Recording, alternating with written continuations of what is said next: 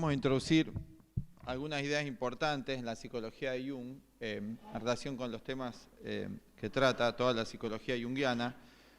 Uno de los temas importantes en la psicología de Jung es que el individuo moderno, el hombre y la mujer moderna, ha dejado de vivir en el mito.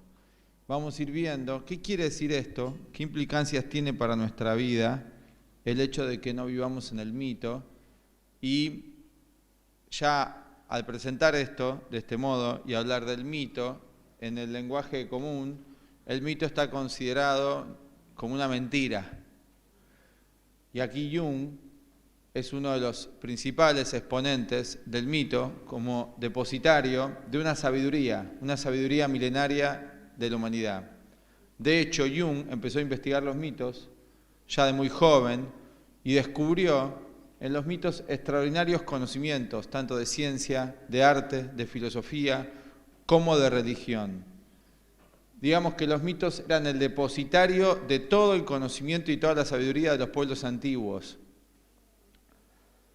Una de las ideas importantes que está siempre en el mito, y es en el mito del héroe o heroína, es la evolución interior del ser, un aspecto que nuestra cultura ha desechado completamente. El desarrollo interior del hombre, o lo que Gurdjieff llamara la posible evolución del hombre. No la evolución en el sentido darwinista, porque la evolución, si fuese cierto lo que Darwin expone, en el sentido de la forma física es limitada, porque toda forma física tiende a la muerte. Entonces la evolución en el plano físico nunca es ilimitada, siempre tiene un comienzo, un desarrollo y un fin. Cuando los pueblos antiguos hablaban o presentaban el mito del héroe, santo, genio y héroe, hablaban de un desarrollo completo de la conciencia desde un nivel a un nivel superior, de un traspaso de nivel. Esto Jung lo sintetiza en lo que él llama el proceso de individuación, que en la antigüedad se llamaba iniciación. Lo que Jung llama individuación era para los antiguos griegos la iniciación. Esto ya está relatado en, por ejemplo, obras como El asno de oro de Apuleyo, o en la Divina Comedia posteriormente del Dante, donde hay todo un recorrido que hace el ser humano desde la ignorancia a la sabiduría. Inclusive en el mismo mito, o en la misma tragedia de Sófocles, Edipo, que Freud toma una parte, le interesa el tema del incesto, hay toda una trayectoria del alma humana, de la conciencia humana, desde la ignorancia y de todo un conjunto de vicisitudes hasta llegar a la sabiduría, hasta la plenitud de la conciencia. Así que es mucho más completo el mito que lo que se toma para analizar el particular complejo que Freud le dio el nombre de Edipo. Esta idea de la individuación vamos a aclararla, porque la palabra individuo a todos nos resuena, ¿no? Y en general asociamos individuo con individualismo. Y en la idea de Jung, la individuación no tiene nada que ver con individualismo. Y acá se nos presenta al hombre y la mujer moderna una contradicción, donde, por un lado, podemos identificar que el individuo moderno está masificado. Esto ya lo trataron varios filósofos. Si quieren investigar más sobre esto, leer más sobre esto, pueden leer Ortega y Gasset, que plantea la masificación del hombre moderno. ¿Cómo podemos nosotros entender la masificación del hombre moderno? Es sencillo, el condicionamiento, las modas, es un modo sencillo de verlo. Se instaura una moda que van cambiando de década en década, y toda la población mundial se comporta de ese modo. Así que ahí podemos ver un individuo que pierde su individualidad y se convierte en hombre masa. Las modas, el uso que hoy se hace de la tecnología, estos aparatos, los celulares, cómo lo usamos, invitan todos a la masificación. Producen esto que se llama el hombre masa, donde encontrás hoy con la globalización un individuo de acá o de la Polinesia, con las mismas costumbres, con los mismos hábitos, con los mismos gustos, ¿no? Que es el consumismo, el materialismo, todo esto conforma el individuo masificado. Y este individuo masificado se aleja de sí mismo, se olvida de sí mismo. Dice Gurdjieff que el ser humano moderno se empecina constantemente en olvidarse de sí mismo. A pesar de que creemos que nos estamos ocupando muchísimo de nosotros mismos, aquí la psicología de Jung, el budismo y todas las psicologías transpersonales plantean que el individuo no está presente y que se olvida constantemente de quién es. Y esto ya lo plantearon los griegos hace 2500 años. hace 2500 años, ya Sócrates planteara el conócete a ti mismo. Jung retoma este conocimiento milenario y pone énfasis en la necesidad urgente, y el mito sería uno de las ayudas para recuperar esta perdida individualidad, de que el hombre vuelva sobre sí, se repliegue sobre sí mismo, mire a su mundo interior.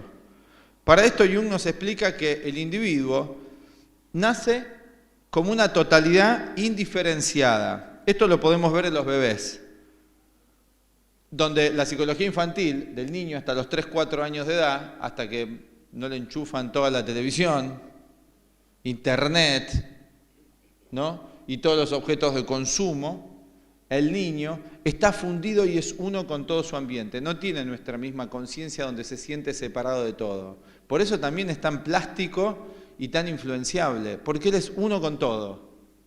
De hecho, hay en las medicinas, la medicina homeopática, por ejemplo, cuando se tiene que determinar el síntoma del niño, hasta una cierta edad, hasta los 6 o 7 años, algunos homeópatas, se hace el testeo de la madre, porque se considera que el niño está completamente influenciado en la salud y la enfermedad por la atmósfera paterna.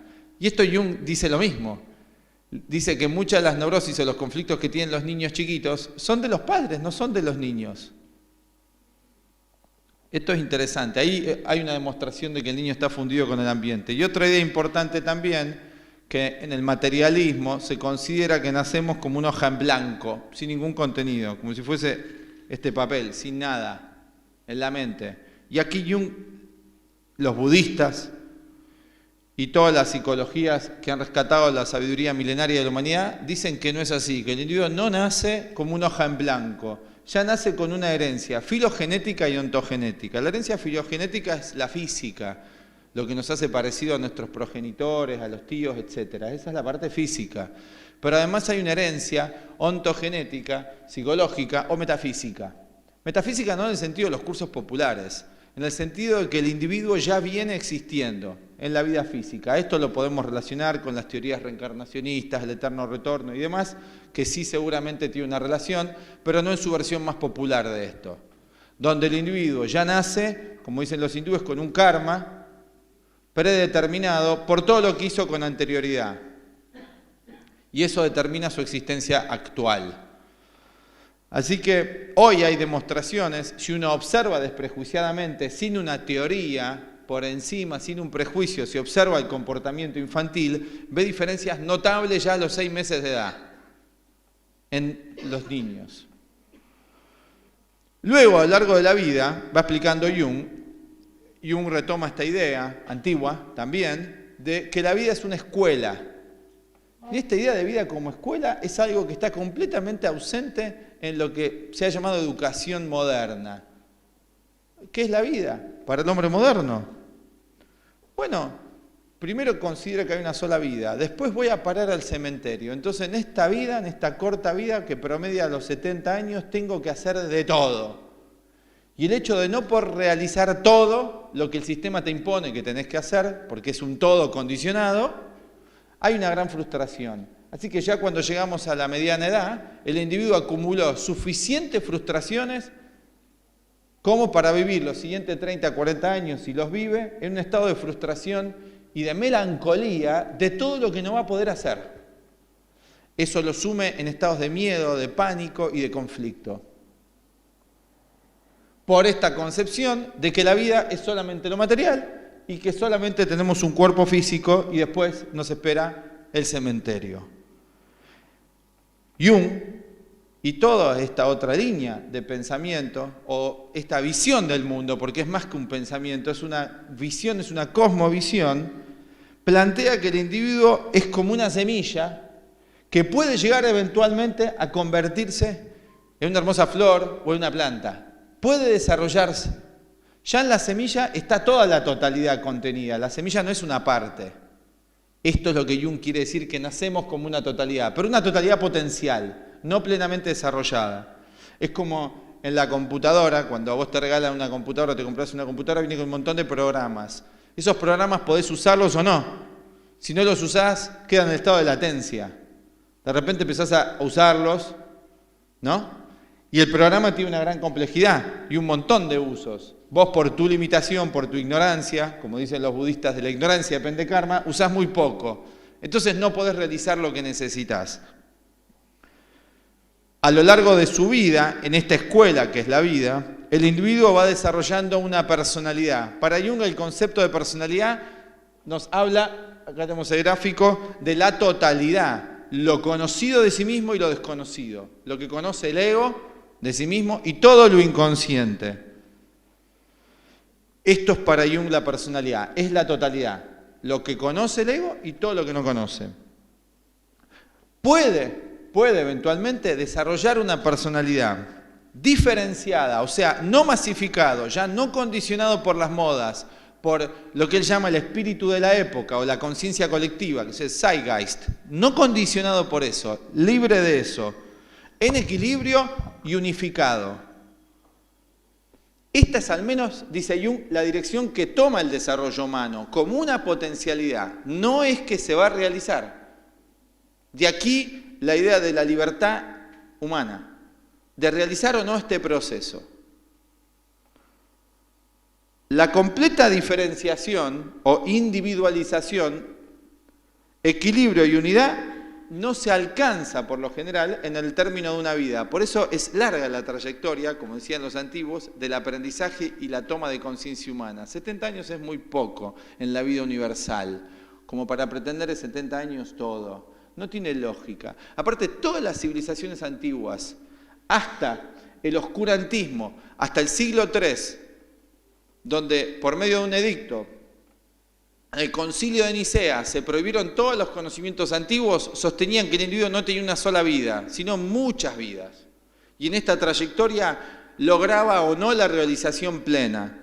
La realización plena que podemos observar en un Buda o en un Jesús, fuera de la connotación de lo conocido, o en los grandes sabios, hombres y mujeres de la humanidad, o en un Jung mismo, que fue un gran maestro, un gurú al modo occidental, como decimos nosotros, o como dice el director de nuestra escuela, el profesor Azulay. Este impulso hacia la totalidad que Jung llama el self, el sí mismo, esta idea del sí mismo que vemos, ya estaba presente en toda la enseñanza antigua de la filosofía Vedanta, que era el Atman, el self es sí mismo, el yo real, una conciencia superior en nosotros o en la enseñanza indígena tolteca es el Nahual o el Nahuatl, una conciencia superior que hay en todos nosotros a la cual podemos acceder o podemos llegar. Es la completa conciencia y este proceso, este impulso a la plenitud es de carácter arquetípico, dice Jung. ¿Cómo traducimos nosotros este impulso? Todos tenemos un impulso hacia la plenitud, a la perfección o hacia la totalidad y hoy se entiende como querer ser feliz. Queda reducido a algo bastante condicionado, porque la felicidad hoy está asociada a lo que el sistema dice que es ser feliz. Sin embargo, todos anhelamos el bienestar. Todas las mañanas cuando nos despertamos o cuando nos vamos a dormir, tras un día de conflictos, de frustraciones, algunas cosas positivas, anhelamos y continuamos en la existencia porque hay un impulso inconsciente de nosotros a la plenitud. Esto está impulsado por esta conciencia superior, dice Jung, que está en nosotros, que es el sí mismo, o esta entidad espiritual. Los nombres hoy son un peligro, porque hablamos de espiritual y se puede asociar a tal o cual religión, y nosotros no lo estamos diciendo en ese sentido, sino a lo trascendente en nosotros. Nadie, no hay un solo individuo que pueda evitar esta influencia, este impulso, esta pulsión de lo trascendente en sí mismo, hacia la plenitud. Claro, ¿cómo va a buscar esa trascendencia? A veces de modo muy equivocados. Y justamente esto lo aleja más de su búsqueda. Hoy podemos ver en todas las evasiones modernas cómo el individuo lo que se agrega a su vida es más sufrimiento. La vida moderna, materialista y atea agrega sufrimiento a la humanidad. Algunos van a decir, qué visión tan pesimista, pero basta con que miremos el mundo, donde las guerras han aumentado en los últimos 2 siglos.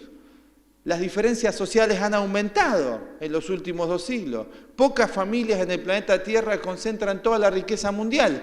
Y eso no es un problema económico como causa fundamental, es un problema psicológico de la humanidad, que se llama egoísmo. Como dice en un artículo en la revista que ustedes están llevando, el director de la escuela, él dice que no es la necesidad de petróleo y de tierras lo que causa las guerras, como causa principal, no que no sea una causa también, pero vamos a las causas primarias. En las causaciones tenés causas primeras, causas segundas, causas terceras, etc. Como la primera causa de las guerras, dice él, no es eso, no es la ansia de petróleo, son las emociones negativas.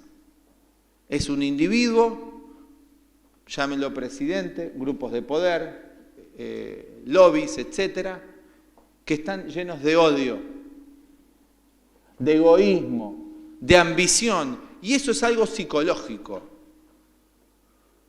La ambición no se toca, se plasma. El egoísmo es algo que no se toca, es algo psicológico. Así que la causa y el problema fundamental de la humanidad es interior, es psicológica. Eso es lo que produce toda la injusticia en la humanidad. No una causa de orden político, social y económico, eso son causas externas. Aunque el curso pueda tomar su expresión y el éxito que podamos tener en lograr la totalidad, varía de persona a persona, en el sentido de lo que Jung plantea, de que somos responsables nosotros de poder culminar nuestra existencia, nuestra corta existencia física, mejor o peor. Jung vuelve al individuo su psicología responsable de sí mismo, no se ampara en un sistema social, se vuelve responsable de sí. Y cuando el individuo se vuelve responsable de sí mismo, se vuelve responsable del prójimo. Porque en la idea de toda esta psicología, la humanidad es una. No decimos 2 humanidades, decimos una humanidad. Un inconsciente colectivo, plantea Jung. Transpersonal, un solo individuo, un solo cuerpo orgánico, separados por 7.000 millones de egos con su cuerpo físico. Esto ya está planteado también en el budismo como la interdependencia. No podés aislar ningún factor en la naturaleza de los fenómenos que no tenga una interrelación con todo lo demás. Y aquí una idea fundamental en Jung, y una idea trascendente, donde si uno hace un cambio, pero un verdadero cambio, no una apariencia gatopardista de cambio, un real cambio y profundo en algún nivel de su naturaleza, cambia la humanidad, porque somos una totalidad. Es como en el océano. Si vos sacás una gota del océano, ese océano ya no es el mismo que antes. Y si agregás una gota tampoco. Así que la gota era importante.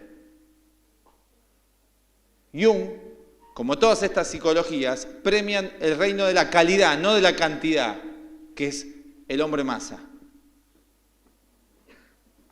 La clave del concepto de desarrollo, de evolución y en Jung, entonces es la individuación, que el individuo se vuelva uno, no fragmentado, no dividido. Individuo quiere decir no dividido.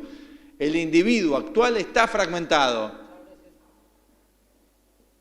Hay una tríada arquetípica que hablaban los antiguos, que era individuo, sociedad y Estado. Hoy individuo no existe, porque un individuo que está todo el tiempo en contra de sí mismo, lleno de contradicciones que no se conoce, no se puede llamar tal. Es una meta el ser individuo. Sociedad tampoco hay, porque sociedad no es un conjunto de personas viviendo en el mismo lugar, amontonados, todos contra todos. La sociedad es cooperativa, no es competitiva. Y Estado tampoco hay, porque los Estados no son administraciones económicas. El Estado en la antigüedad era la guía del hombre del pueblo, para que pueda lograr una plenitud. Así que no ya existen esos arquetipos hoy día. Diversos sistemas en la personalidad de uno, en el aprendizaje, se van volviendo cada vez más complejos. Jung llama a estos sistemas los arquetipos o la estructura de la mente también. ¿Qué va sucediendo a lo largo del desarrollo? Jung habla de 3 niveles en nosotros. El nivel del ego, que es esta conciencia que está aquí, el nivel del inconsciente personal, cuyos contenidos son los complejos, llamados también neurosis en la psicología, que son de índole kármica, ya los venimos trayendo, ya al nacer están nuestros complejos. Pero ¿cómo se gestan los complejos? ¿Por qué hay complejos? A todos nos encantaría no tener ningún complejo. Sin embargo, están ahí. Dice Jung, nosotros no tenemos el complejo nos tiene a nosotros. Si no fuese así, ya al minuto siguiente no lo tengo más, porque no hay duda que cualquier complejo nos produce sufrimiento psicológico. ¿Y por qué no lo podemos erradicar? Porque evidentemente hay algo más en nosotros y hay un conocimiento que no sabemos.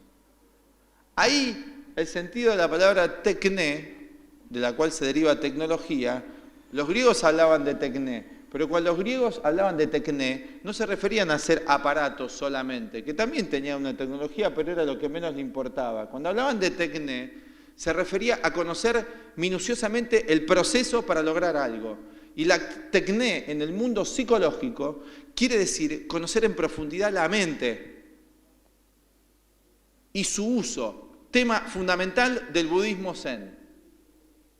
Tema fundamental de la psicología y la filosofía budista, que tenemos una mente, que desconocemos su uso y que el desconocimiento de su uso produce el sufrimiento que llaman karma. Por eso Buda, en uno de la cadena nidana, o la cadena de interrelación dependiente, dice, de la ignorancia depende karma. Si cesa la ignorancia, depende karma. ¿Ignorancia con respecto a qué? A todo el saber que tiene que aprender el ser humano, ciencia, arte, filosofía y religión. Los 4 caminos de la evolución de la humanidad. En este sentido, tenemos el inconsciente con los complejos y las virtudes. Todos venimos siendo una función trascendente, algo creativo, que hoy en la sociedad actual no se puede expresar, porque el hombre masificado no hace una vida individual, hace la vida de la masa. Entonces no se realiza a sí mismo, en el nivel que sea. Cada actividad humana tiene su dignidad en la psicología de Jung. ¿Es digno ser zapatero? Bueno, hoy ya no hay más zapateros, ¿no? Son empresas, pero es los oficios. Cada individuo en la antigüedad tenía algo que lo conectaba con una actividad que lo conectaba con su naturaleza más esencial, que era su vocación. Y la palabra vocación no se circunscribe estrictamente a lo profesional, porque la palabra vocación quiere decir vocatio, que es llamado a ser. ¿Qué somos llamados a ser? Y a eso nos lleva a indagar e investigar la psicología de Jung.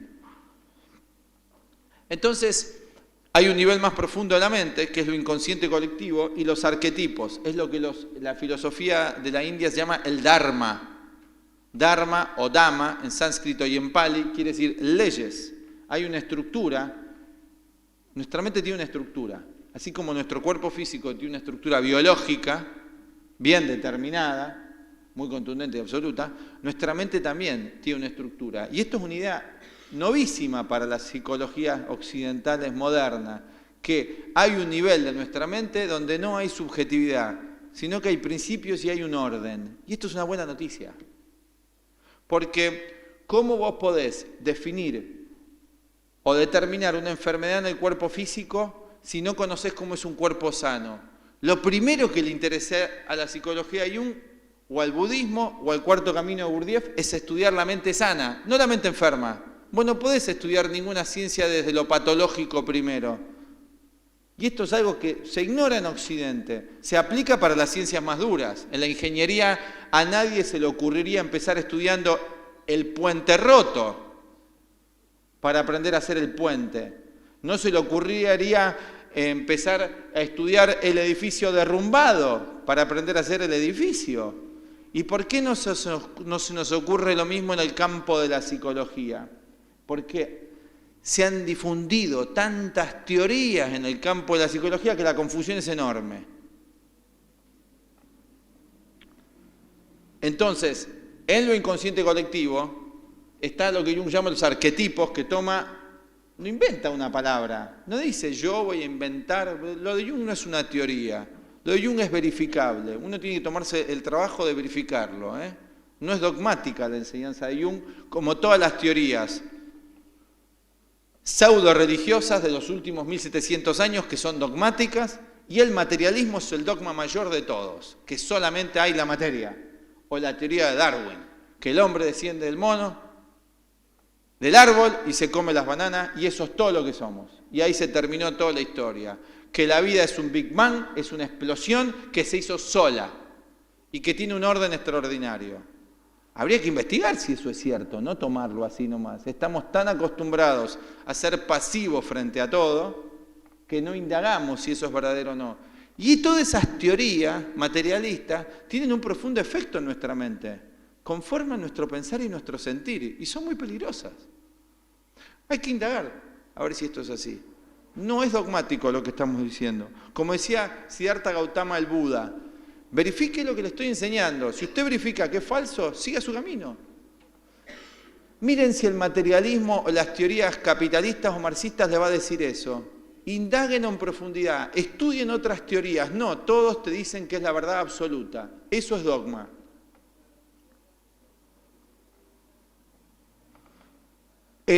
Jung toma la idea de arquetipos de los griegos. Arquetipo quiere decir modelo primordial o leyes primordiales, estructuradora. Y acá él va explicando que en el proceso del aprendizaje vamos haciendo consciente estos arquetipos. Vamos aprendiendo a partir de estos arquetipos. Es como en la computadora. De vuelta, damos un ejemplo concreto. Tenés el hardware. ¿Qué es el hardware? El dispositivo físico, lo físico, no el aparato en sí. Ahora, el hardware necesita de software, necesita de programas. Los programas son los arquetipos en la conciencia humana, son los modelos para la evolución y el aprendizaje. Es el programa de estudio.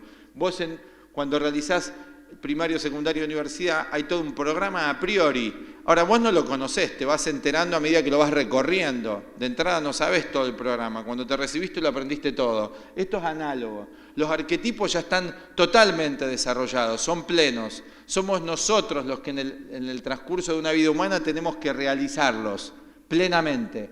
Y estos arquetipos que destaca Jung para el hombre y la mujer del siglo XX son la sombra, que lo estamos viendo allí, el ánima, el animus, el personaje y el self. Las condiciones hoy día para que se desarrolle un aprendizaje del programa de estudio humano, las condiciones que hoy tenemos a nivel colectivo, masa, no son favorables para eso. Porque la vida actual lo que pone énfasis es en las evasiones y en sumirlo al individuo en un estado de pánico frente al bienestar económico. Entonces eso ocupa obsesivamente todo su mente, sumado a los conflictos de carácter afectivo y sexual individualistas que fomenta la sociedad moderna, donde el individuo se vuelve cada vez más ensimismado, se desconecta de sí mismo, se desconecta de la naturaleza y pierde sus raíces. Que eso es lo que le hicieron a los pueblos indígenas. Le impusieron la visión occidental. Fueron a Oriente y a los japoneses le impusieron el capitalismo. Fueron a China y a los chinos con una sabiduría milenaria de 16.000 años le impusieron el comunismo.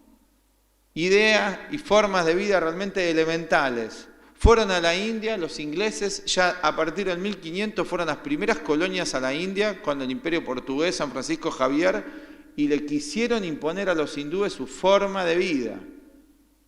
Cuando llegaban a la India, en la India encontramos la siguiente situación, que fue contra lo que se rebeló Mahatma Gandhi, que no es un político como muestra la política, Hollywood, fue un sabio, lo que ellos llaman un Mahatma, la máxima culminación de una conciencia humana.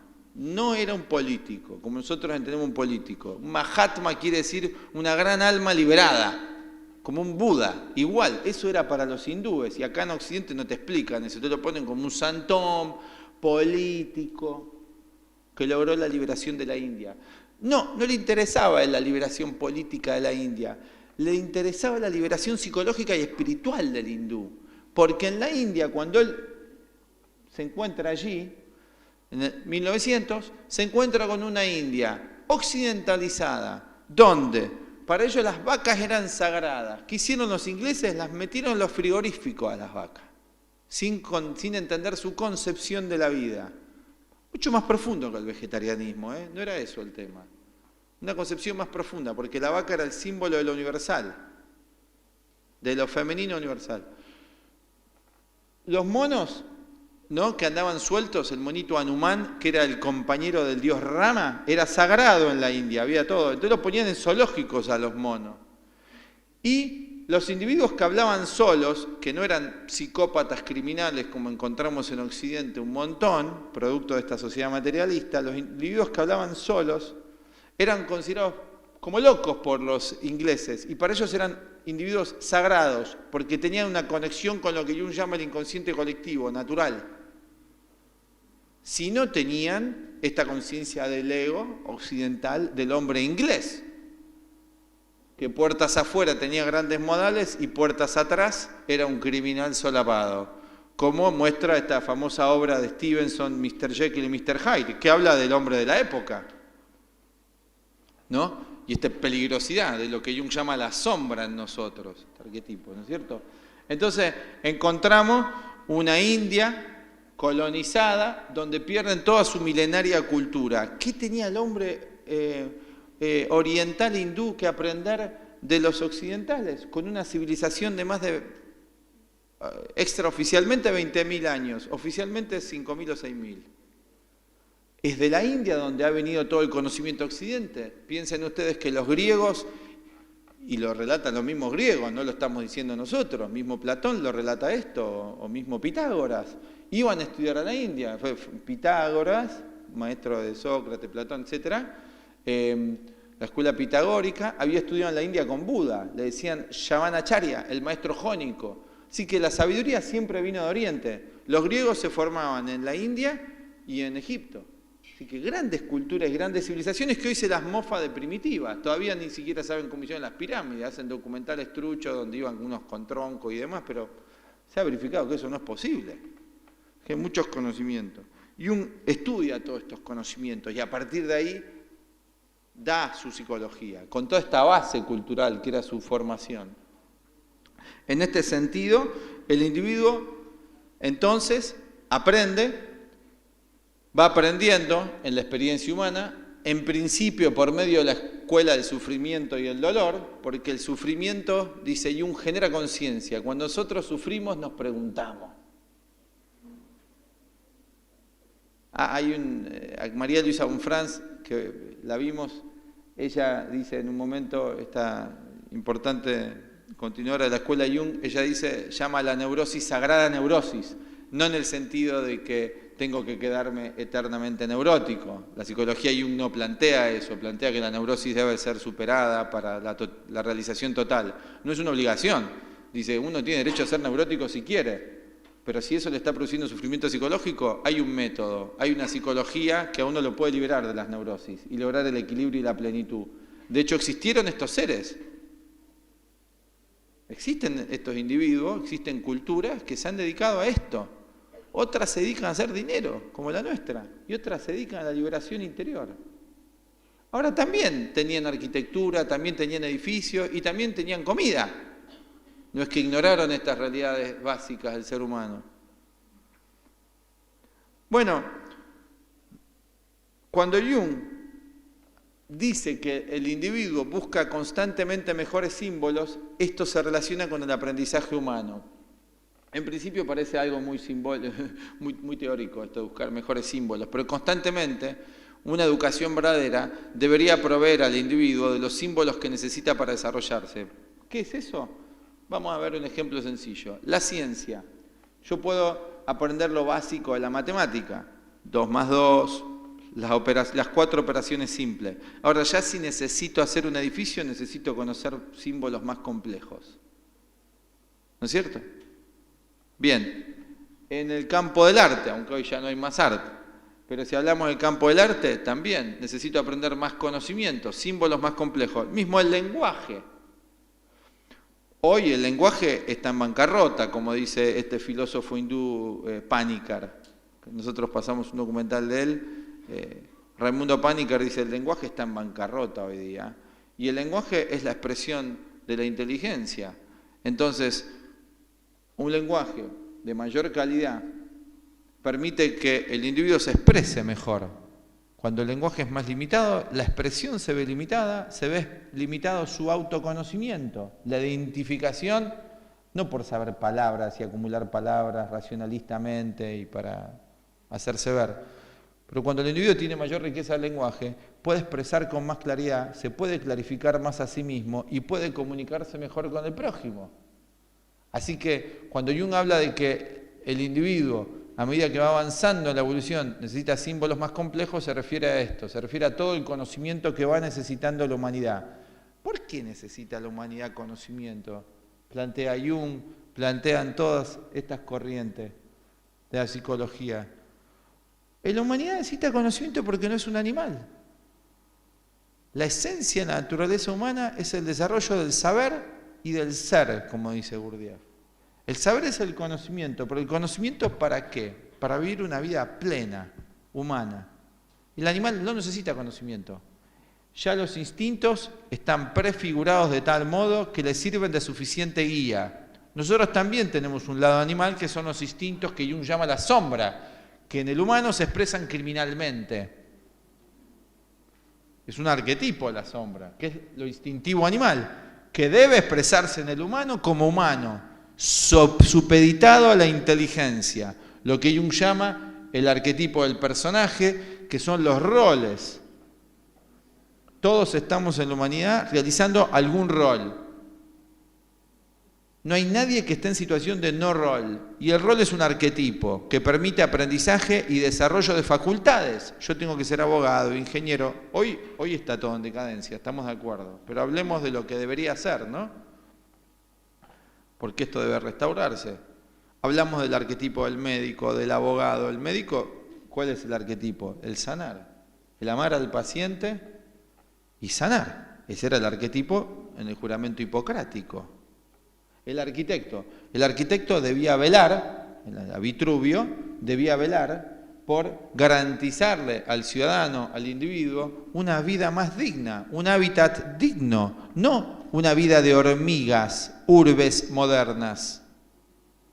¿No es cierto? Y así, el abogado no tenía que defender al criminal. El código de Manú, el Manava Dharmasastra, luego el código Hammurabi, los persas, el código griego, el romano y el napoleónico, justamente buscan que haya justicia en la vida, justicia para el indefenso, una guía para la evolución. Esos son arquetipos, son roles. Cuando nosotros entramos en una situación de rol, esto nos permite desarrollar muchas cualidades que de otro modo no podríamos desarrollar, que son la inteligencia. Veamos las funciones. Nos permite desarrollar la inteligencia, lo intelectual. ¿Cómo se desarrolla la inteligencia? Con conocimientos.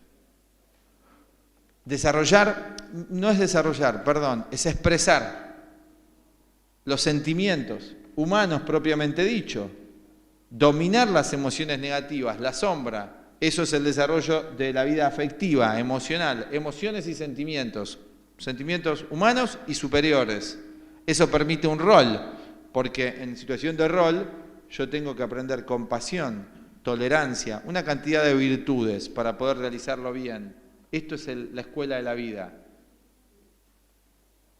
Y también una más armónica relación con mi cuerpo. El arquetipo del ánima también habla Jung. El ánima tiene que ver, como mencionaba María Luisa von Franz también, la relación de un hombre con el mundo de lo femenino, no solamente con las mujeres, sino con lo femenino en general. El mundo interior del varón es femenino, que no tiene que ver con afeminamiento, y el mundo interior de la mujer es masculino, lo cual lo proyecta afuera, que tampoco tiene que ver con masculinización. Cuando esto se trastorna e interviene la parte instintiva animal, tenemos estas desviaciones que son machismo o feminismo, que son dos extremismos. Porque lo masculino y lo femenino son dos caras de una misma moneda. ¿Qué pasa en una moneda si vos le borrás una cara? Ya no es más esa moneda. Hay un filósofo budista zen, Alan Watts, que da ese ejemplo. Dice, yo tengo una moneda. La moneda tiene dos caras. Si yo borro una cara de la moneda, ¿puedo seguir hablando de la misma unidad? No. Así que no se puede ni eliminar ni lo femenino ni lo masculino. Mal que nos pese hoy día con los conflictos graves que tenemos en el terreno de las relaciones masculino-femeninas, ¿no? Pero eso es algo que Jung reivindica, que es el símbolo del yin y el yang, ¿no? Que lo llama el Tai Chi Tu, donde está integrado. Y uno tiene una parte del otro, anima, animus. Esto ya lo sabían los taoístas chinos. Jung toma todos estos temas. Aparte, Jung también fue uno de los que introdujo el I Ching en Occidente. Y hay un prólogo, el primer libro que se hizo, traducido a lenguas occidentales, fue con un amigo de él, un sinólogo alemán que fue Richard Wilhelm. Está la traducción, es la mejor, que es así como de 600 páginas. Y acá en Argentina, hay un interesante, lo prologó, que es Borges. Hizo el prólogo con un poema. A Li Ching se ve que le interesaban esos temas considerados esotéricos, ¿no?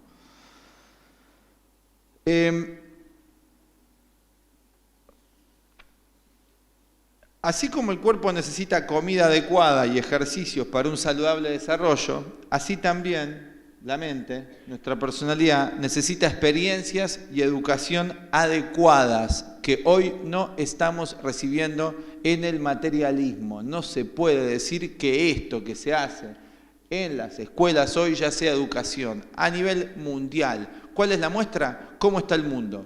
Porque si el individuo estuviese educado no sería violento, no sería competitivo. Y en el mundo vemos que predomina eso. Gracias a el tiempo histórico, esto está cambiando y hay cada vez más grupos, más individuos que quieren orientarse hacia otra educación, hacia la educación de lo interior, de lo interno, para así mejorar el mundo. No está separado, no es individualista. Cuando yo descubro algo mal en mí, inmediatamente tengo que eso, corregirlo e intentar contagiarlo, no imponerlo. Son dos procesos. La educación que propone la psicología de Jung o la psicología de Cuarto Camino o el budismo es por contagios, digamos. No es por imposición, es por dar el ejemplo. Así que no hay que predicar nada, no hace falta. El ejemplo mismo habla. Es la mejor forma de educar. Y así como el cuerpo puede detenerse en su desarrollo o deformarse y enfermarse como resultado de una dieta inadecuada, bueno, hoy comemos para el trastundis, encima comida rápida, conservantes y demás, tenés que ir a vivir a otro planeta para comer sano, o por falta de ejercicio, la psique, la mente, la personalidad total, puede también deformarse por deficiencias en sus experiencias y en su educación. Hay un gran psicólogo que se llama Charles Tart, él dice que todos los que hemos nacido después de la década del 40, 50, por ahí, la Segunda Guerra Mundial, somos lo que él llama la generación no amada. Fantástico, nos pareció el nombre. Porque es realmente la generación no amada, un mundo de competitividad. Hay una película muy buena de este japonés, Akira Kurosawa, que se llama El infierno del odio, donde muestra justamente eso, las relaciones humanas que no tienen que ver con un sentimiento más profundo de compasión, de compañerismo, etc. Como señala Jung, el mundo moderno suministra pocas oportunidades para que la sombra sea dominada. Hoy, el arquetipo que tiene poseído a la humanidad es la sombra, que es la violencia, la competitividad y todos contra todos. Que alguien lo dijo, ¿no?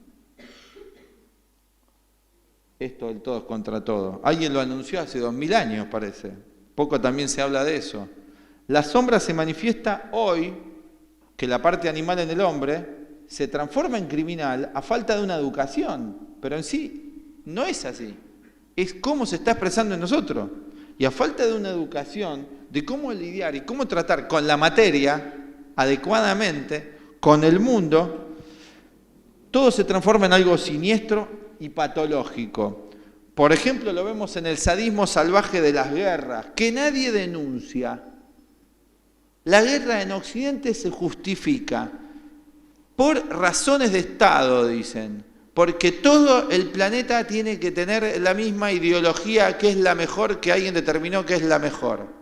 Entonces hay que hacer guerras. Y eso está bien, no importa cuántos mueran. ¿Cuánto es la cifra que daban la otra vez que morían por día en guerras? 2000 individuos mueren por día en guerras. Actualmente en el siglo XXI, 2000 individuos diarios mueren por guerra. Las organizaciones mundiales no denuncian eso, no dicen nada.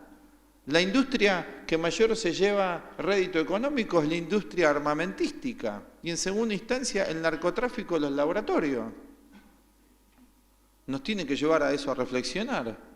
La hipocresía del mundo moderno, donde el individuo se entrega a su sombra por falta de una educación apropiada. Son ejemplos de una sombra no hecha consciente. El mal se proyecta en el siglo XX y XXI. El malo es el vecino, el malo es el otro. Siempre los malos están fuera. Esto es una psicología muy extrovertida de Occidente. Jung habla de esto, de la necesidad. El Dalai Lama, cuando vino a la República Argentina, el máximo líder espiritual del budismo, aconsejó a los argentinos ser menos extrovertidos. Muy buen consejo.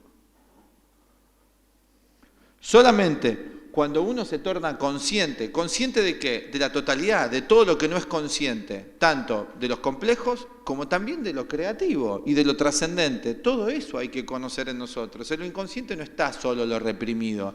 Esa idea es una idea de hace un siglo atrás. Hoy hay que renovarse ya. Todas las ciencias han avanzado y la psicología también. Hoy no podemos limitar lo inconsciente a lo reprimido solamente. Ya con todos los descubrimientos que ha habido, todas las psicologías que se han difundido, los libros que se han escrito, y con un trabajo que uno puede emprender sobre sí mismo, puede verificar que lo inconsciente no es solo lo reprimido, y que la salud y la salvación interior, si quieren hablar en esos términos, viene de lo interno, no viene de lo externo, no va a un sistema político a salvarnos de nada. Creo que ya la mayoría se deben dar cuenta de esto, aunque nos entristezca un poco. Se supone que es, o esto debería ser, el fin esencial de la educación, hacer consciente lo que es inconsciente en nosotros, el logro de la totalidad. Que esa es lo que llamaban los budistas el nirvana, la plenitud. Fuera del bosque quiere decir nirvana. ¿Qué es el bosque? El sufrimiento. La educación, como le indica la etimología de la palabra, consiste en hacer salir algo que está ya en nosotros, pero en estado latente. A eso apunta la psicología de Jung y su método. Si nosotros descuidamos nuestra totalidad, dice Jung, esa totalidad, esos lados descuidados de nosotros mismos, no desarrollados, hallarán modos anormales de expresarse. ¿Qué es nuestro conflicto? La neurosis o el conflicto interior que sentimos, el conflicto en las relaciones, es un aviso de que estamos haciendo algo mal. ¿Quién? El ego. Que el ego está separado de sus raíces profundas internas. Entonces, la mente misma es un mecanismo autorregulable que dice y manda señal de alarma. Dice, esto no va. Por eso uno se siente mal. En el cuerpo te duele acá, porque te tomaste todo el Fernet la noche anterior, te comiste hamburguesas de paquete, unas 5, más Fernet y demás. ¿Qué dice el hígado? Basta para mí. Te avisa el cuerpo. ¿Es malo por eso? Para vos subjetivamente sí, porque te gustaría tomarte 10 litros de Fernet y comer cualquier cosa y seguir intacto. Sin embargo, el cuerpo tiene su sabiduría y dice, no va, ¿no? Y después de unos años te agarra una cirrosis, ahí dice, no va más. Lo psicológico es igual. Nuestro conflicto y nuestro malestar es un aviso de que estamos viviendo contra la propia naturaleza, interna y externa del planeta. El planeta también hace lo mismo. La naturaleza tiene inteligencia. No es algo muerto, inanimado. Por eso ahí decía que está todo vivo. Esta es una idea del panteísmo, donde todo tiene vida. Todo está vivo.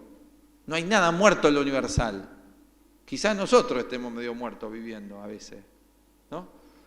Pero es otra idea. Y Gurdjieff, como complemento, Gurdjieff es de origen armenio, fue otro de los grandes precursores, fue también colaborador de Jung, un gran maestro, ya oriental. No es arbitraria la relación que hace el director de nuestra escuela, quien nos ha enseñado la unión entre el Cuarto Camino y la psicología de Jung. No es arbitraria esa relación y su unión, porque fueron contemporáneos. Los dos estuvieron en Europa difundiendo su psicología y además en común, además de conocerse y trabajar juntos, tenían un discípulo en común que fue el doctor Maurice Nicoll, un médico psiquiatra inglés que había empezado a estudiar con Jung. Había empezado a estudiar con Jung, siguiendo la teoría psicológica de Jung, y Jung le recomendó ir a estudiar con Gurdjieff para que complemente. Y se hizo discípulo también de Gurdjieff y era el nexo entre ambas enseñanzas.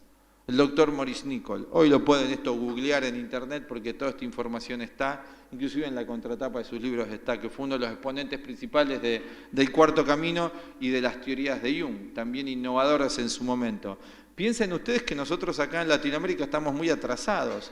Hace un siglo en Europa ya se estaba desarrollando estas charlas que nosotros estamos dando acá, se daban hace un siglo en Tavistock, en Inglaterra. Hace un siglo. Hace un siglo ya se empezó a enseñar esto en Estados Unidos. Jung viajó a Estados Unidos en 1906 la primera vez. En 1913 ya se instala plenamente. Hay más de 50 institutos junguianos en Estados Unidos y además se enseña en las principales universidades. Ya es la psicología de Jung y la transpersonal la que se enseña en Estados Unidos. Hay 10 millones de budistas en el hemisferio norte. Acá recién nos estamos empezando a enterar.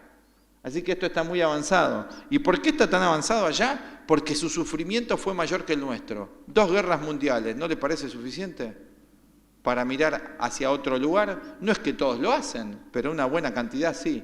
2 guerras mundiales. Creo que 14 millones de muertos en la Primera Guerra Mundial y 60 en la Segunda. Es algo que choquea bastante.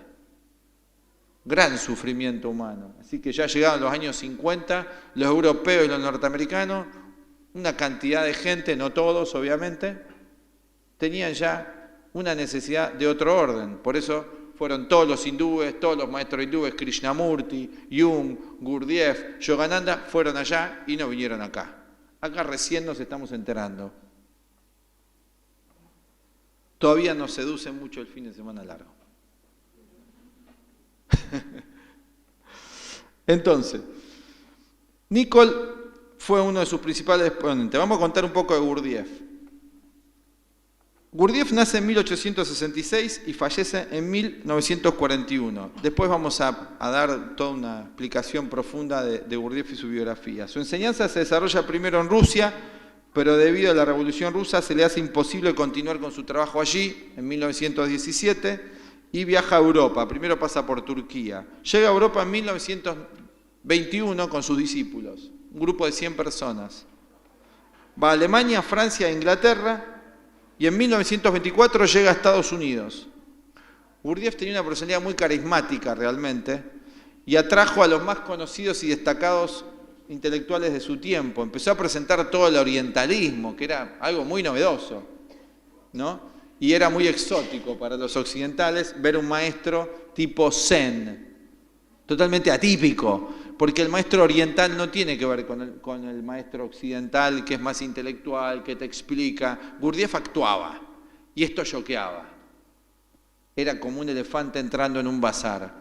Había estado en el Tíbet, había sido maestro del Dalai Lama anterior, del 13º Dalai Lama, fíjense qué currículum tenía, quién era, no era cualquier persona, y con esa autoridad en estos conocimientos viene a Occidente, con un gran saber, y traduce todas las enseñanzas antiguas de Oriente y de Occidente a un lenguaje moderno, a un lenguaje científico y técnico, para que el hombre de la ciudad pueda practicar ese método. Uno de los temas importantes de Gurdjieff es el desarrollo de la conciencia. Su psicología es la psicología del Cuarto Camino. En Oriente, tradicionalmente, hubo siempre 6 escuelas, o 6 darsanas, 6 escuelas de filosofía, que acá no se conoce prácticamente nada, porque lo que se conoce acá es yoga y depilación de Oriente. Pero allá había 6 escuelas, 6 darsanas. Y cada una de estas escuelas tenía 4 etapas o 4 caminos. La primera etapa era el dominio del cuerpo físico, el Hatha Kriya Yoga. La segunda etapa era el perfeccionamiento de la vida devocional, desarrollo de los sentimientos espirituales superiores. Era el Bhakti Yoga y el practicante era el Bhakta, el devoto. Que acá hay grupos devocionales hindúes en Occidente que encarnaron esto bien. Y el tercer camino, la tercera etapa, era el Jnana Yoga, o el yoga del conocimiento, que era el estudio de ciencia, arte, filosofía y religión. Que ese era el yogi. El yogi no era el que hacía Hatha Yoga, era el que hacía el Jnana Yoga. El que hacía el Hatha Kriya Yoga era el fakir, que dominaba el cuerpo, ¿no? Y esto, en todas estas escuelas o darsana había estas 3 etapas que podían llevar 3, 4 años o toda una vida cada etapa, dependiendo de las aptitudes del aprendiz. Uno podía quedarse en la primera etapa, otro pasar a la segunda, a la tercera, y había un yoga superior que se llamaba Raja Yoga. Gurdjieff, rey de los yogas, que era el trabajo simultáneo sobre el dominio del cuerpo o el conocimiento del cuerpo, las emociones y los sentimientos y el pensamiento. Ese era el desarrollo pleno. Raja o rey, Raja Yoga. Jung saca los nombres hindúes y le pone un nombre occidental y le pone cuarto camino y lo adapta al hombre de la ciudad. En este sentido plantea una de las ideas milenarias que el hombre no es una unidad, que es una multiplicidad, que el hombre tiene muchos yoes, que está fragmentado. Aquí toma la misma idea de Jung y que Krishnamurti planteara también posteriormente. Krishnamurti fue posterior. Krishnamurti plantea la conciencia fragmentada, que el individuo no tiene una unidad. Y en el budismo también está la idea de Anatman, de que no hay una unidad en nosotros, de que somos un conjunto de agregados. Todo esto es la base de la psicología de Gurdjieff, del cuarto camino. Y justamente habla de la reintegración del individuo, de volver a ser uno. Esto que planteamos también en Jung, por eso el paralelismo, es la misma enseñanza. Pero se forma en el individuo ya a muy temprana edad lo que Gurdjieff llama una falsa personalidad. La falsa personalidad, ¿por qué él le llama falsa? Porque la vida moderna es falsa. Entonces el individuo se transforma en falso. El materialismo es una falsedad, es algo que es contra natura. Entonces, la forma moderna materialista de solo vivir para el dinero lleva al individuo a una psicología falsa. Por eso dice Gurdjieff que el hombre moderno desarrolla esta peculiar falsa personalidad en sí mismo, o hipócrita, donde nada más se transforma en un ser social, económico. Y un ser social y económico se vuelve algo peligroso, si solamente es eso. Entonces dice que esta falsa personalidad se desarrolla en nosotros a muy temprana infancia. Si ven la televisión, es un culto a la falsa personalidad, vanidad de las vanidades. O acá en Occidente está bien visto ser vanidoso, egoísta, competitivo, pero todo eso es negativo, si uno lo reflexiona. Puede uno sentirse temporalmente bien, pero ¿cómo se siente el otro? ¿Cómo se sienten los demás? Y después, ¿qué cosecho con esas actitudes? Esto es algo que el occidental, que nosotros tenemos que reaprender realmente. ¿Cuáles son los valores para Occidente? Que desarrollan una falsa personalidad, dice Gurdjieff, y lo alejan de su esencia, porque todos venimos siendo algo esencial, excepto una minoría de la población mundial que es criminal. El resto no es criminal. El resto busca algo más, pero no tiene la educación, no tiene alguien que lo ayude y que lo oriente y que lo guíe en este sentido. Heriré al pastor y se dispersarán las ovejas, dice. La humanidad hoy no tiene referentes. Los referentes actualmente, ¿qué es? El deporte. O para los jóvenes la roquería. Eso no es un referente verdadero. Para la evolución nos referimos. O el narcotraficante tampoco es un referente. Esos son los referentes actuales, Facebook, Twitter y demás, que se usan bastante mal, masivamente. Por eso plantea la necesidad, para ver esto en nosotros y qué es lo que está funcionando mal, una técnica milenaria de todas las escuelas antiguas, que se llamaba meditación en Oriente, pero que no tiene nada que ver con lo que nosotros entendemos por meditación. Meditación no es sentarse así y dejar la mente en blanco. La técnica es la observación y el recuerdo de sí. Aprender a observar nuestro mundo interior imparcialmente. Es un registro de todas las actividades de la mente imparcialmente. Pero para poder registrar nuestro mundo interior, primero tenemos que tener un mapa de cómo es. Yo no puedo identificar algo que no conozco. Si a mí alguien me da, yo no sé nada de química, y me da un microscopio y me pone una célula, y yo no sé nada y no tengo el plano a priori, ¿qué voy a identificar? Voy a decir, eso no sé, es un cacho de plasticola, cualquier cosa voy a decir. Ahora, si me explican y voy con el microscopio a ver, puedo empezar a observar un montón de información. Puedo ver una célula sana, una enferma, empezar a diferenciar. Bueno, el conocimiento de la ciencia de la mente, que es la psicología verdadera, el conocimiento de la ciencia de la mente, no la teoría de la mente, me va a permitir a mí practicar esta técnica que es la observación de sí. Y en mi mente voy a encontrar 3 centros o 3 funciones, una intelectual, una emocional, una instintiva motriz, y aquí no pusimos la sexual porque está bastante descalabrada, así que la dejamos un rato, por ahora en paz. Intelectual, emocional, instintiva y motriz. Entonces, en esas 3 funciones, y la sexual también, estudiamos cómo operan en nosotros. Pero primero tenemos que saber que están. Ahora ustedes se enteran y dicen, sí, es cierto, tengo eso. Es obvio, pero no lo sabía. Así que ¿desde qué lugar yo me observo a mí mismo? Desde lo que dice el condicionamiento. Siempre obsesionado con el pasado, con el conflicto con papá, mamá o la sociedad, o la culpa la tiene la sociedad. Y la observación de sí me puede llevar a un estado superior de conciencia después de un tiempo de practicada, de conocer la mente, de ver cómo están funcionando las funciones en mí y empezar a corregir su mal funcionamiento. Puedo llegar a un tercer estado de conciencia, un estado superior que hay en nosotros, que se llama el recuerdo de sí, o la conciencia de sí y la conciencia objetiva. Así que Gurdjieff plantea el conectarnos con nuestro yo real, o el sí mismo de Jung. No el de Jung, el de todos, es el mismo para todos, en verdad es el Atman, ¿no? El self, Jung lo llama el self o el sí mismo. Para esto hay un obstáculo fundamental, y ese obstáculo son lo que Gurdjieff llama las emociones negativas, o el Dalai Lama lo llama las emociones aflictivas, y también negativas lo llama muchas veces, ¿no? Este es el obstáculo. Hoy la vida moderna es un culto y una educación, si se puede decir así, en las emociones negativas. Todas las emociones negativas están a la orden del día. Entonces, las emociones negativas, dice Gurdjieff, no se pueden reprimir, porque si yo reprimo estallo, eso se sabe, ¿no? Pero hay que transformarlas. Tampoco tengo que expresarlas, porque el prójimo no tiene la culpa de mis emociones negativas. Hay que controlarlas y transformarlas. Esa energía que están usando las emociones negativas, tengo que aprender a transferirla por medio de técnicas que Jung llama la transferencia, que no tiene que ver con la transferencia del psicoanálisis, que es el desarrollo de la energía kundalini y de los chakras, que son las funciones. ¿Qué son los chakras? Esos son los chakras, las funciones. Acá, acá, acá, y después hay otros subsidiarios, que los hindúes no lo enseñaron para Occidente, porque dijeron que hagan yoga por ahora, que hagan gimnasia. Porque el otro lo van a entender de cualquier modo. Dejaron algunos libros y se entendieron de cualquier modo. Hoy aquí hay que hacer una unión entre la sabiduría de Oriente y la ciencia de Occidente, que es la psicología de Jung, el cuarto camino. La transformación de las emociones negativas, que Jung llama la sombra, ¿no?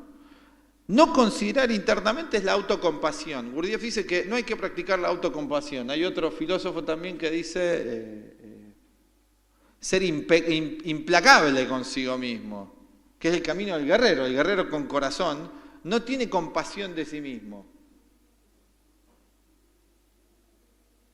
No tiene compasión, autocompasión. Pobrecito de mí, mi papá y mi mamá no fueron buenos, mi vida, no tengo el dinero que debería tener, todo lo que no me merezco, esa es autocompasión. Eso detiene nuestro desarrollo psicológico. Hay que ser fuerte. Como decía un pensador, es una psicología fuerte para individuos fuertes. Y si no soy fuerte, me tengo que hacer fuerte, porque la naturaleza de la vida es esa. Con un conocimiento, esa es la ayuda para la humanidad. Otros que lo hacen, esa es la ayuda también, es la verificación y el testimonio de que sí hay un camino para el ser humano que lo puede llevar a la evolución y a su desarrollo en plenitud.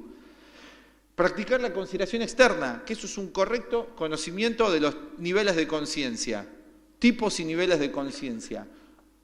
En la psicología de Gurdjieff, en la psicología de Jung y en toda la psicología budista, no hay 2 tipos de individuos, nada más el cuerdo y el loco, o el alfabeto y el analfabeto. Hay 7 tipos de individuos y 49 subtipos, 7 niveles de conciencia. Cada uno de nosotros estamos en un grado de la escuela de la vida. Podemos decir que la humanidad occidental está en jardín de infantes. ¿Por qué? Porque se interesa en estar jugando todo el tiempo. El nene de jardín de infantes quiere jugar todo el tiempo. El adulto no quiere jugar todo el tiempo. Quiere liberarse del sufrimiento y el dolor. Ahí ya es medio, semiadulto, digamos. Y ya cuando se libera, viene y le cuenta a otros cómo se hace. Porque un padre Los padres de la humanidad, los guías de la humanidad, no quieren ver sufrir a sus hijos, lo quieren ayudar para evitarles que sufran tanto. Por eso hay un conocimiento y una ayuda para la humanidad, desde tiempos inmemoriales, para ahorrarnos sufrimiento, para hacer lo que Gurdjieff dice, sacrificar el sufrimiento inútil. ¿Qué es el sufrimiento inútil? El materialismo, el egoísmo, todas las emociones negativas. Dice Gurdjieff, sacrifíquelas. Y dice, qué difícil. Pero si yo las amo. Bueno, no identificación es la práctica. La no identificación, que justamente muchas teorías modernas psicológicas dicen que hay que estar bien identificado para hacer algo bien. El cuarto camino y el budismo dice precisamente lo contrario. El estado de identificación es de identidad con algo, yo soy uno con la cosa, y eso no es algo objetivo. Están los fenómenos y está la conciencia, que puede estar libre de toda la influencia de los fenómenos. Y para eso tengo que practicar. Primero, no identificarme con querer comprarme todo, para empezar, con todos los deseos. Y segundo, con estados de la mente que son muy negativos, para empezar. No identificarme, o lo que Gurdjieff llama yoes o personalidades que hay en nosotros muy peligrosas. Entonces la identificación hoy día se transforma en un verdadero problema y en una decisión que uno tiene que tomar, de no dejarse llevar.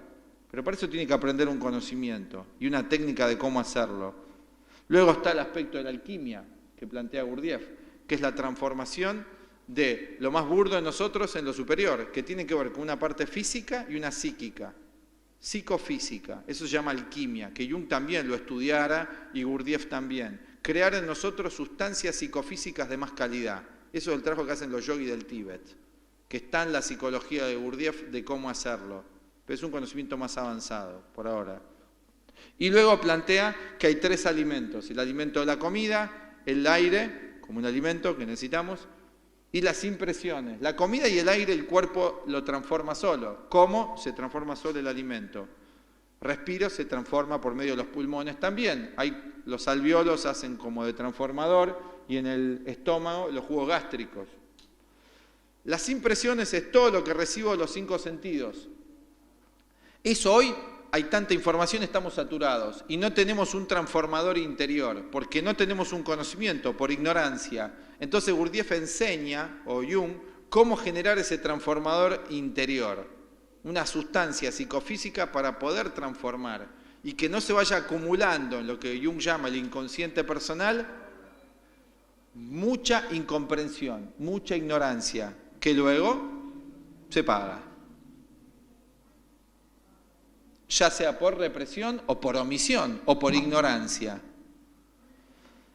Y como broche plantea un trabajo total donde el individuo trabaja sobre sí mismo, con un grupo, con ideas afín y ayudando a la humanidad transmitiendo este conocimiento. Él lo llama, Gurdjieff, 3 líneas de trabajo y en el budismo se llama el Buda, el Sangha y el Dharma. Las 3. Un desarrollo no individualista, pleno, verdadero humanismo de trabajo con la humanidad, consigo y con la humanidad en simultáneo, y con un grupo. Bueno, estas son las ideas fundamentales del cuarto camino de Gurdjieff y un poco la relación que tienen con Jung. Así que hasta aquí esta presentación. Nuestra invitación es que estudien el método. Nuestra escuela Aztlán hace 52 años que ya el director empezó a enseñar este método en Argentina y por eso estas presentaciones que hacemos es invitarlos a que practiquen y estudien todo este método que fuimos presentando. Damos cursos de la psicología de Jung, del cuarto camino de Gurdjieff, del budismo, más avanzado después la física cuántica y en segundos niveles enseñamos el I Ching y el Tarot como una herramienta de autoconocimiento. Por eso no lo enseñamos de entrada, porque despierta mucha conciencia mágica. Y no se puede usar sin previamente saber otras herramientas.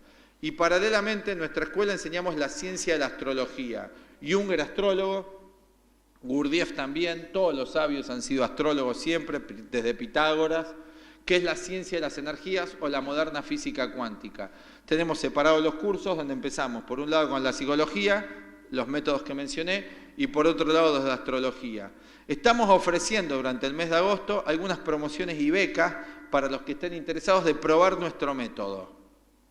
Así que tienen que llenar una solicitud para poder acceder, algunos podrán acceder, y hay limitado, y otros, si les interesa, también pueden anotarse. Tenemos cursos matutinos ahora abriendo a las 10:30 de la mañana y también cursos a la tarde, tanto de psicología como de astrología a las 19 horas. Si quieren quedar para hablar con los profesores y consultar, son bienvenidos. Estamos acá a 5 cuadras, nuestra sede está en Almagro y vamos a seguir todos los domingos. Sigan el canal de YouTube porque vamos a ir subiendo videos ahí.